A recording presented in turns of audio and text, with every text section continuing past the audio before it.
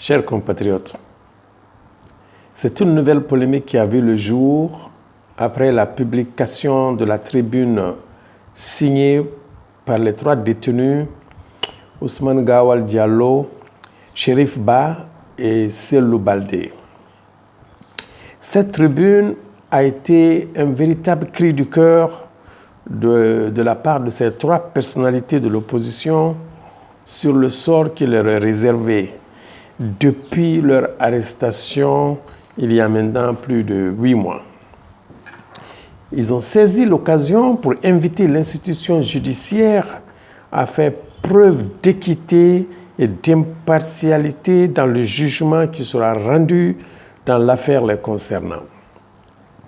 Ce qui passe naturellement par une neutralité de l'exécutif. C'est à juste titre donc qu'ils estiment que le bon déroulement du procès et l'issue qui en sortira sera un des premiers gages d'ouverture d'un dialogue constructif, consensuel et inclusif.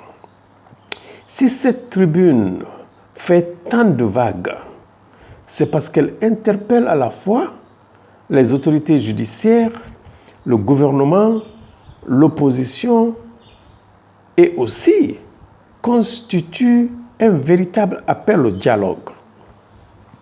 Il n'en fallait pas plus pour dresser les antennes au niveau de la frange dure de l'UFDG, opposée à tout dialogue avec le pouvoir. La réponse du parti ne se fait pas attendre et elle est sans équivoque.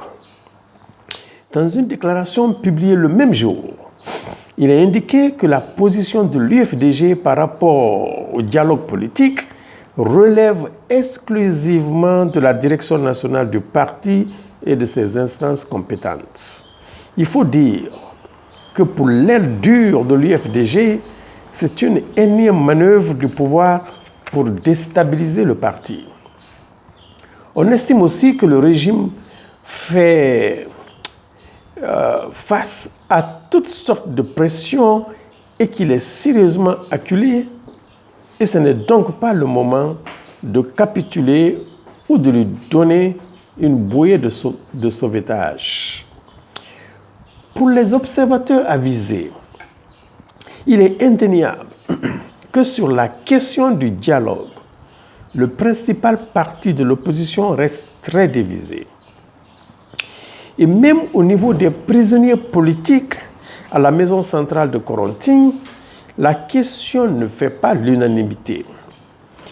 Après le trio de cadres de l'UFDG, ce fut le tour d'Étienne Soropogui, président du mouvement politique Nos Valeurs Communes, de publier sa propre tribune dans laquelle il rend les autorités responsables du pourrissement de la situation. Par contre, il félicite l'opposition et le président Cellou Diallo pour avoir refusé de plier l'échine et d'avoir œuvré pour faire triompher leur cause au niveau du tribunal de l'opinion publique internationale.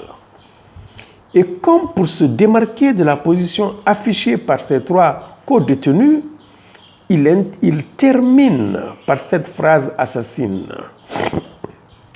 Sous la pression de l'incarcération, certaines personnes apparaissent très loin en dessous de ce qu'elles avaient semblé être.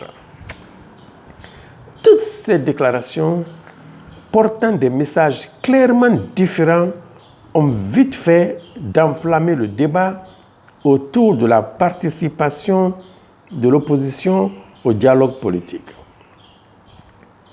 En filigrane, bien entendu, la question de la libération des prisonniers politiques. Au sein de l'opposition radicale, 2 visions s'affrontent.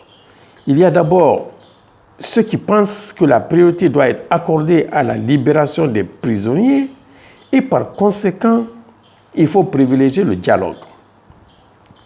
Par contre, les autres refusent ce dialogue qui, pour eux, ne mènera à rien car le gouvernement n'a jamais respecté les conclusions des dialogues précédents et il y en a eu tellement. Pour le camp de refus, le régime est à bout de souffle et cherche simplement à gagner du temps. Les mêmes insinuent aussi que l'objectif réel du pouvoir est la déstabilisation du principal parti de l'opposition en sémant la discorde en son sein. Alors que les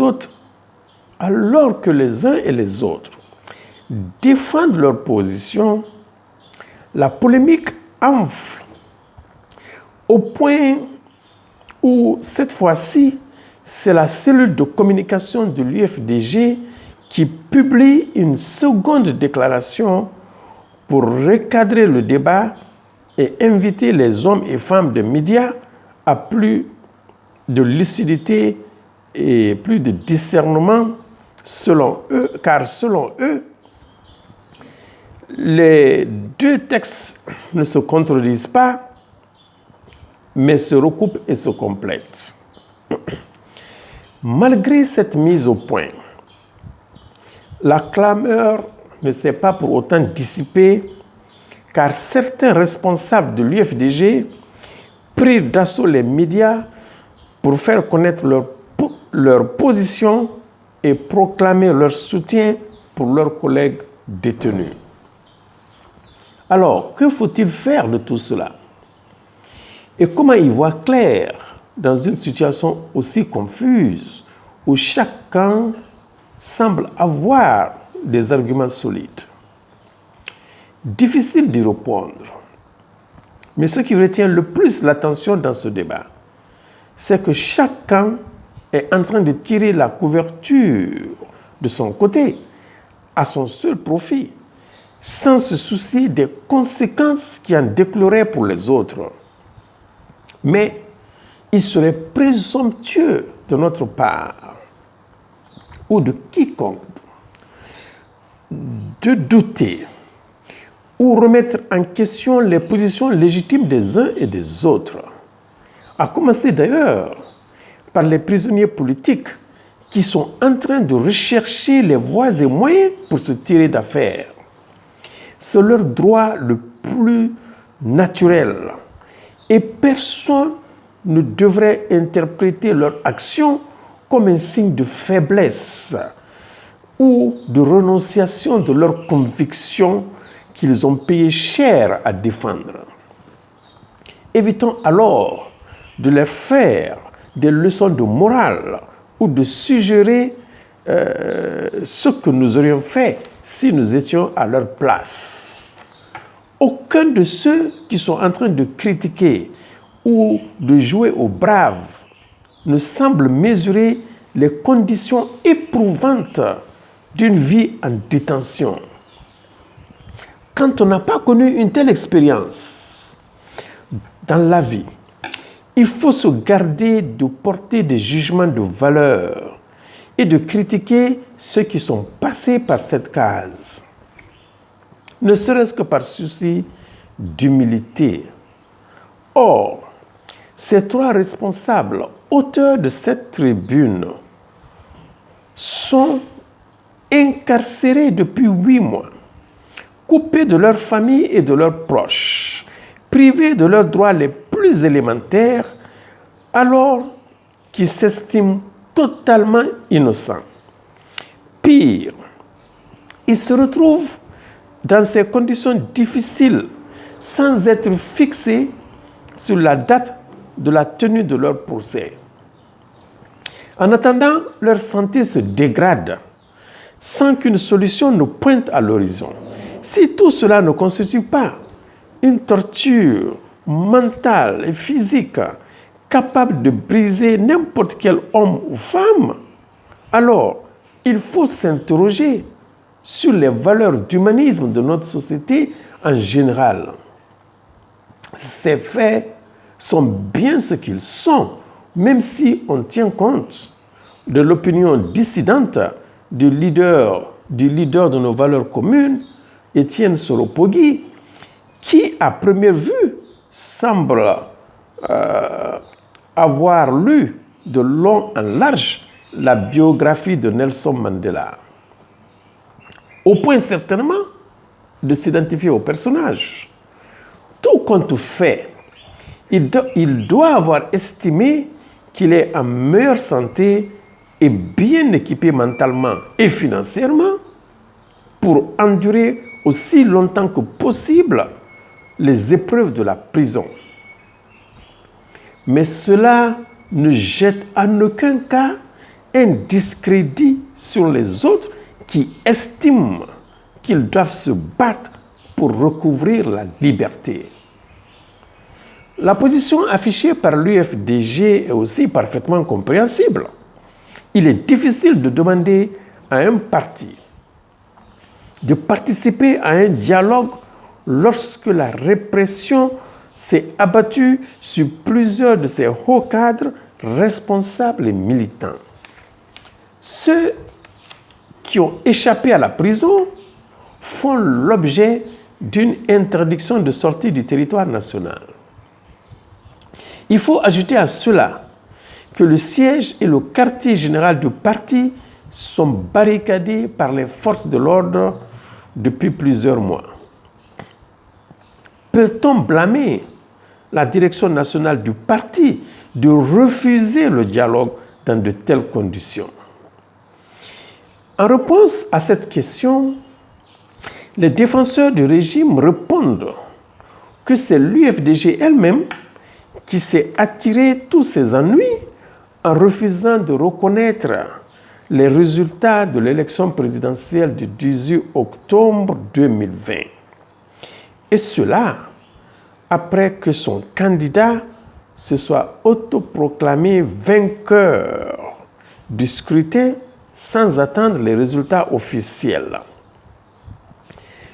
Les autorités estiment donc que l'UFDG et son leader ont voulu créer le désordre et une situation d'insurrection.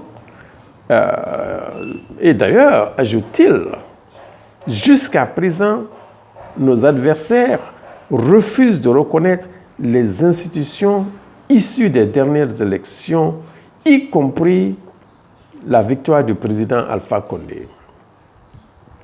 Comme on le voit donc, chers compatriotes, c'est cet enchevêtrement de faits qui a conduit à l'impasse actuelle et qui fait que la Guinée n'arrive pas encore à sortir de la crise post-électorale. Malgré les déclarations d'intention, les positions n'ont pas du tout évolué. Cette situation n'a pas changé depuis des mois et le temps semble être suspendu dans l'horizon des attentes. Personne ne veut faire les premiers pas et tout le monde se comporte comme si la vie pouvait continuer de cette façon, comme si on pouvait normaliser une situation aussi anormale. Voilà pourquoi j'estime pour ma part que la tribune des détenus politiques est venue à point nommé. Une tribune qui a secoué la torpeur dans la cité et qui rappelle à tout le monde qu'il y a beaucoup de gens qui croupissent en prison sans que les motifs de leur incarcération ne soient totalement élucidés et qui attendent vainement la tenue de leur procès. Les 3 détenus politiques, à travers leur tribune, ont rappelé aux partis concernés et à l'opinion publique que le statu quo n'est plus acceptable et il est temps de prendre les décisions hardies pour mettre fin à cette situation de ni guerre ni paix. Du fond de leurs cellules, ils ont pu examiner le sentiment général qui prévaut au sein de la population. Un sentiment à la fois d'exaspération et de lassitude face à toutes ces crises politiques interminables qui freinent le développement du pays. Les Guinéens sont fatigués de la vie chère, des restrictions imposées à leur liberté, du manque d'opportunités, de la montée grandissante de la criminalité, de l'insécurité, la fermeture prolongée des frontières, du blocage politique et institutionnel, et tout ce méli-mélo de combines politiques. Et si cette situation perdure, les détenus politiques ne seront pas les seuls à en souffrir. C'est toute la nation qui va payer le prix fort. Chaque jour qui passe sans possibilité de règlement de cette crise réduit encore un peu plus les chances de succès d'un dialogue interguinéen. En ce moment, on n'aura d'autre choix que d'accepter une médiation étrangère qui va s'imposer à tous. Les signes d'une telle intervention pointent déjà à l'horizon, même si on ne veut pas y faire face.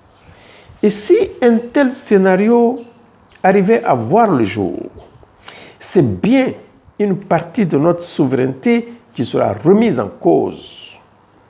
Ce n'est jamais la meilleure option de sortie de crise, car l'ingérence étrangère laisse toujours des séquelles. La tribune des 3 détenus politiques doit nous pousser à une véritable prise de conscience pour parvenir à un accord interguinéen solide et durable. Vive la refondation, vive la République, vive la démocratie, vive la Guinée. Je vous remercie.